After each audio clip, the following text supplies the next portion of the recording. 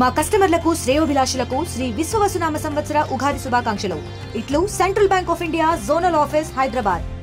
కొరంగరావు మృతి పట్ల CPI Maoist party లేఖ విడుదల చేసిన పరిస్థితి.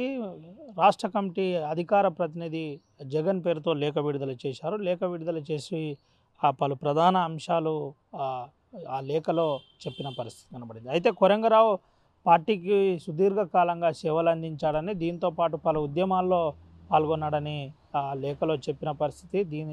ముఖ్యంగా బాబేజరీ ఉద్యమం నుండి మొదలుకొని, అంటే జోడేఘాట్ ఉద్యమం నుంచి మొదలుకొని బాబేజరీ, ఇంద్రవెల్లి, అదేవిధంగా పలు అంశాలు దీంట్లో ప్రస్తావించిన పరిస్థితి. పార్టీ కోసం తను చేసిన సేవలు మర్చిపోలేమంటూ మావోయిస్టు పార్టీ అధికార ప్రతినిధి జగన్ లేఖలో వెల్లడించిన పరిస్థితి. తన మృతి పట్ల మావోయిస్టు పార్టీ ప్రగాఢ సానుభూతి తెలుపుతున్నట్టు, వినమ్ర వందనాలు తెలుపుతున్నట్టు పార్టీ లేఖలో పేర్కొన్న పరిస్థితి కనబడింది. అయితే ఇటు గోవిందరావు ఎప్పుడు 22 తేదీన చనిపోవడం జరిగింది. తన స్వగ్రామంలో చనిపోయిన పరిస్థితి కనబడింది. అయితే కేరమేరి మండలంలో తను తుది శ్వాస విడిచినట్టు ఆ పార్టీలో పేర్కొన్న పరిస్థితి కనబడింది. కొమరం భీం జిల్లాలో దాదాపుగా 75 సంవత్సరాలు తన సుదీర్ఘమైన సేవలు అందించారు. పలు ఉద్యమాల్లో తను కీలక పాత్ర పోషించినట్టు చెప్పిన పరిస్థితి.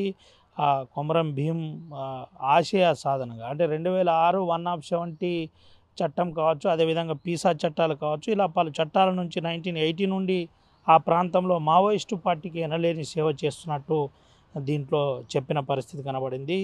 దీనికి సంబంధించిన పీసా చట్టాలు కావచ్చు, అదేవిధంగా 170 చట్టాలు కావచ్చు, ఆదివాసీ హక్కుల కోసం ఎన్నో రకాలుగా తను సేవలు అందించినట్టు ఈ లేఖలో పేర్కొన్న పరిస్థితి కనబడింది. అయితే కొరంగే గోవిందరావు తన మరణం పట్ల మావోయిస్టు పార్టీ ప్రగాఢ సానుభూతి తెలుపుతున్నట్టు చెప్పిన పరిస్థితి. తను కెరమేరి మండలం చాల్బాడిలో 22వ తేదీన తుది శ్వాస ఇచ్చినట్టు లేఖలో పేర్కొన్న పరిస్థితి కనబడింది. దీంతో పాటు తను పార్టీకి చేసిన సేవల గురించి చెప్పిన పరిస్థితి, కొనియాడిన పరిస్థితి కనబడింది. అయితే విడుదలతో ఒక్కసారిగా ఏజెన్సీ ఉలికిపడిందని చెప్పుకోవచ్చు.